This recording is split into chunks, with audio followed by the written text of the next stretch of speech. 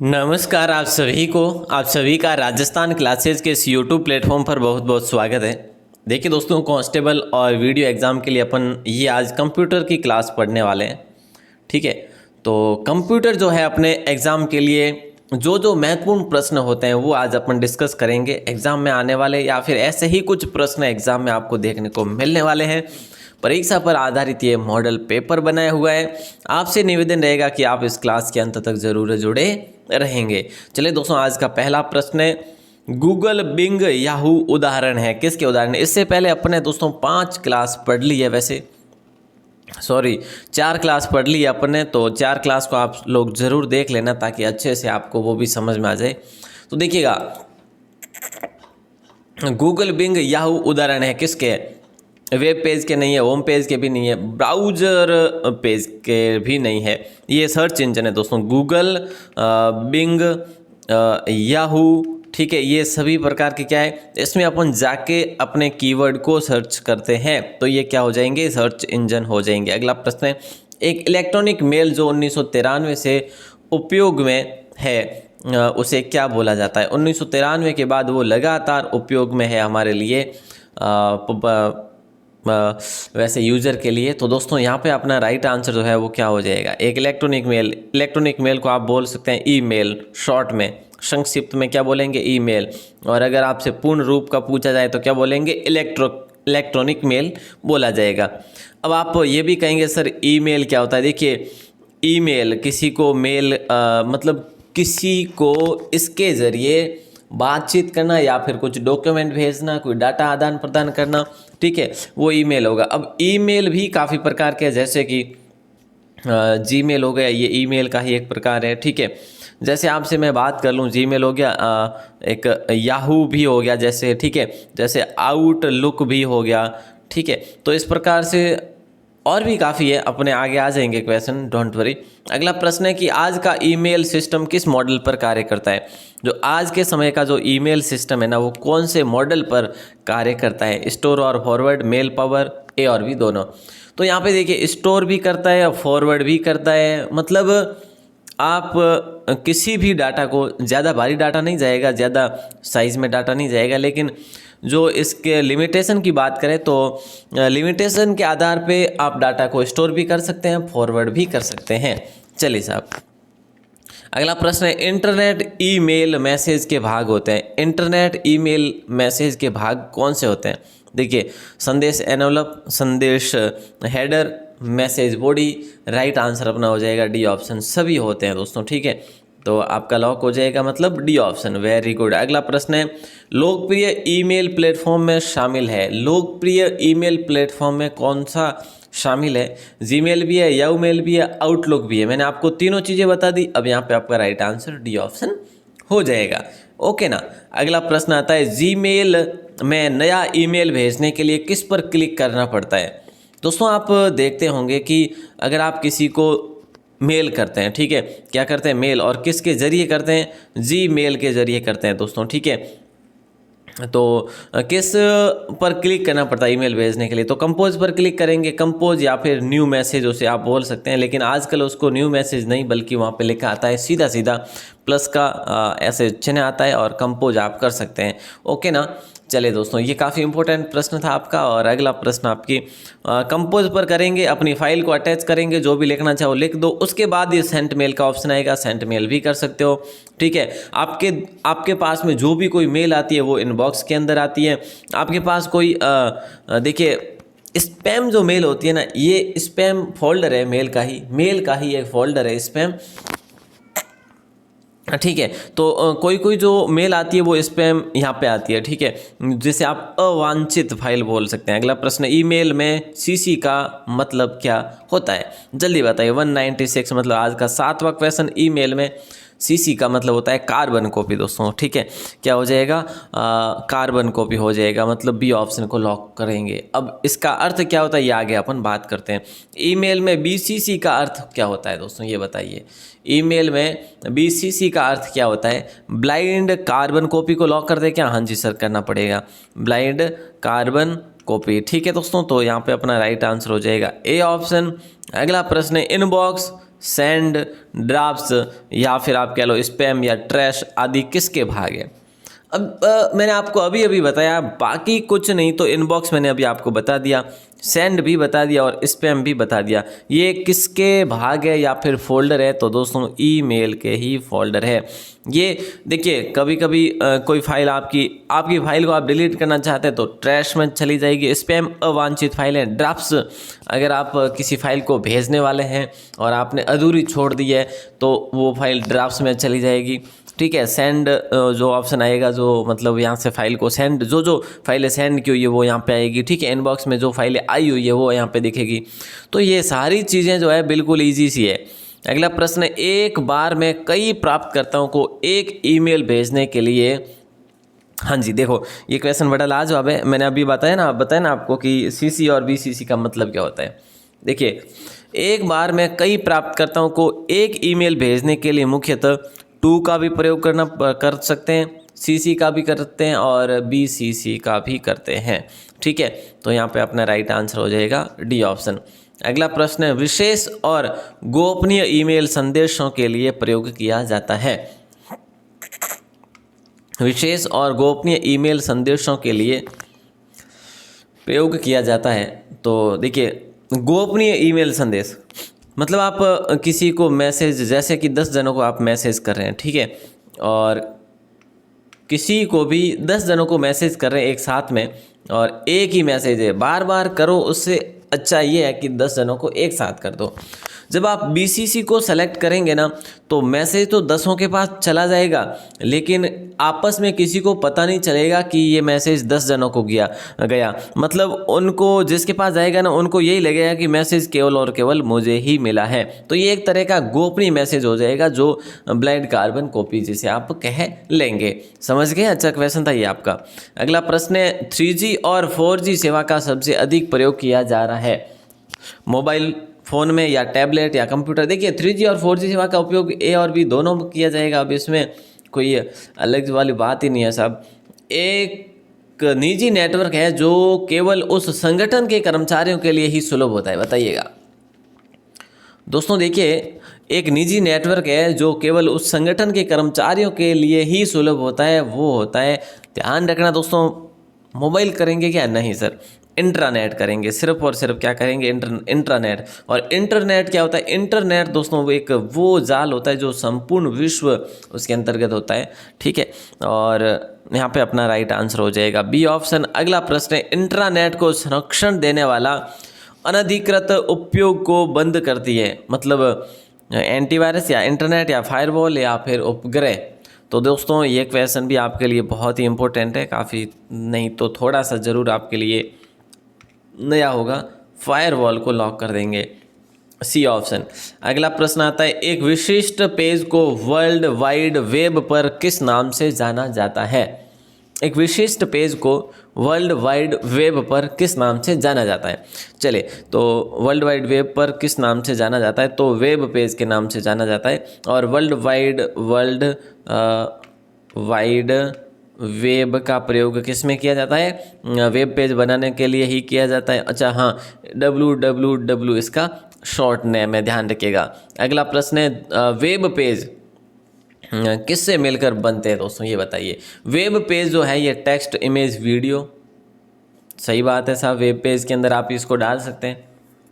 Multimedia components और hyperlink बिल्कुल डाल सकते हैं। वेब नेविगेशन फीचर्स भी डाल सकते हैं। तो अपना राइट आंसर डी ऑप्शन हो जाएगा। वेब पेज में आप कुछ भी डाल सकते हैं, जैसे कि अब राजस्थान क्लासेज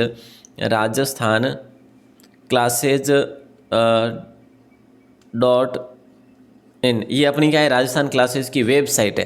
तो वेबसाइट जो क्या है? एक वेब पेज है दोस्तों, ठीक है। और इस पर आप देखेंगे तो हाइपरलिंक मिलेगा आपको, टेक्स्ट मिलेगा, इमेज भी मिलेगी, वीडियो भी मिल जाएगी, वेब नेविगेशन फीचर्स भी मिल जाएंगे, तो बहुत सारे। अगला प्रश्न है, इंटरनेट पर सेवाओं के उदाहरण है। इंटरनेट पर सेवाओं के उदाहरण, चैट भी कर सकते हो, ईमेल भी कर सकते हो, फाइल को इधर उधर भी कर सकते हो। तो राइट आंसर डी ऑप्शन हो जाएगा। इतने सरकारी ऑप्शन आपको नहीं मिलेंगे, लेकिन यहाँ पे आपका हर एक पॉइंट क्लियर हो रहा है। बस ये ना समझियो कि ऐसे इतने इजी प्रश्न भी आपको पूछे जाएंगे क्या, नहीं साहब। किसी भी वेबसाइट को एक्सेस करने पर सबसे पहले क्या खुलता है? जी बिल्कुल, इतना इतना ईजी है। अब आप लिखेंगे राजस्थान क्लासेज, मान लीजिए अपनी वेबसाइट है राजस्थान क्लासेज, आप गूगल पर जाकर मिलेंगे ना, लिखेंगे ना, तो आपको राजस्थान क्लासेज की वेबसाइट मिलेगी। जैसे ही वेबसाइट मिलेगी तो आपके सामने कौन सा पेज ओपन होगा? Home page. ठीक है दोस्तों, तो यहाँ पे आपका राइट आंसर बी ऑप्शन सही होगा। अच्छा दोस्तों, यहाँ पे वेबसाइट की ही बात कर लेते हैं।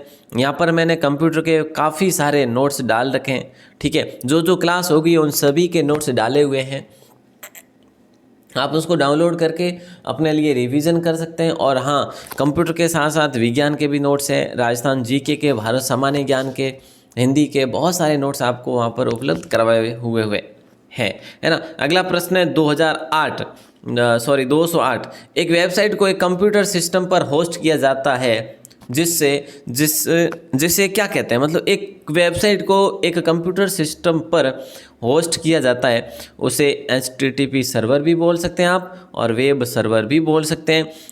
तो ध्यान रखना दोस्तों, यहाँ पे अपना राइट आंसर A, B और C, मतलब C लॉक हो जाएगा आपका। ठीक है, अगला प्रश्न आपकी स्क्रीन पर है, इनमें से कौन सा एक प्रकार का प्रोटोकॉल है?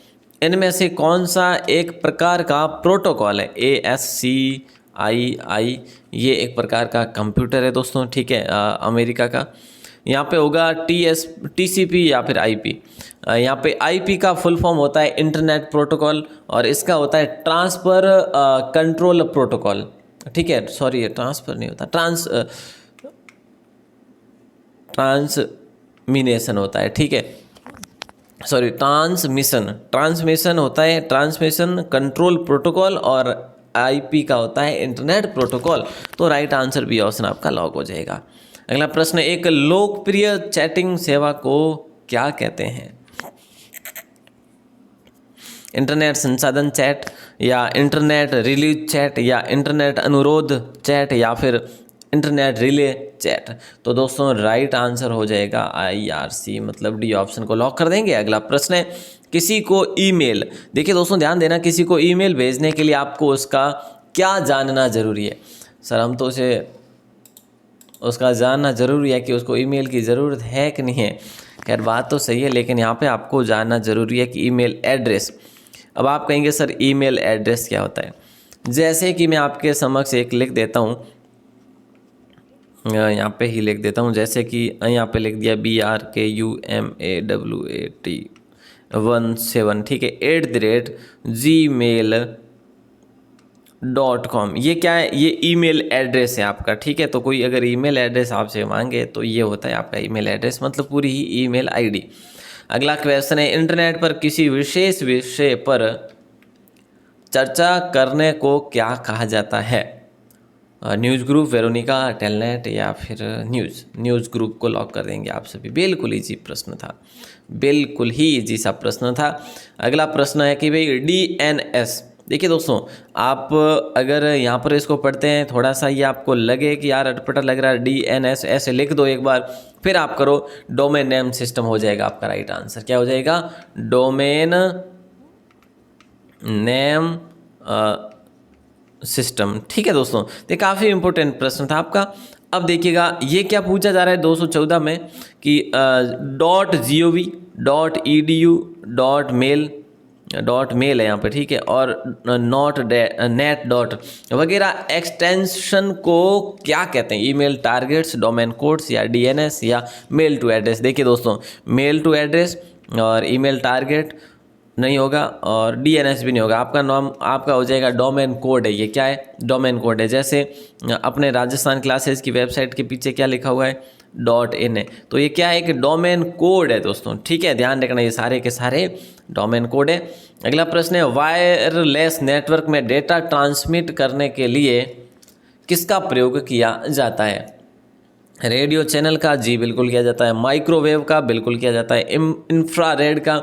तो सभी का हो जाएगा राइट आंसर आप सभी का। ठीक है, मोस्ट वैल्यूएबल क्वेश्चन था। अगला प्रश्न 216 आपसे पूछा जा रहा है, इंटरनेट के नाम से भी प्रसिद्ध है। इंटरनेट टेलीफोन के नाम से भी प्रसिद्ध है, लैपटॉप के नाम से, सूचना का सुपर हाइव है, ठीक है, या फैक्स। तो यहाँ पे सी ऑप्शन को लॉक कर देंगे। यही प्रश्न आपको आंसर लग रहा है, बाकी तो कोई आंसर ही नहीं है। अगला प्रश्न आता है, वेब की दुनिया में एक साइट से दूसरी साइट पर जाने की प्रक्रिया को होपिंग, लिंकिंग या पेजिंग या नेविगेटिंग।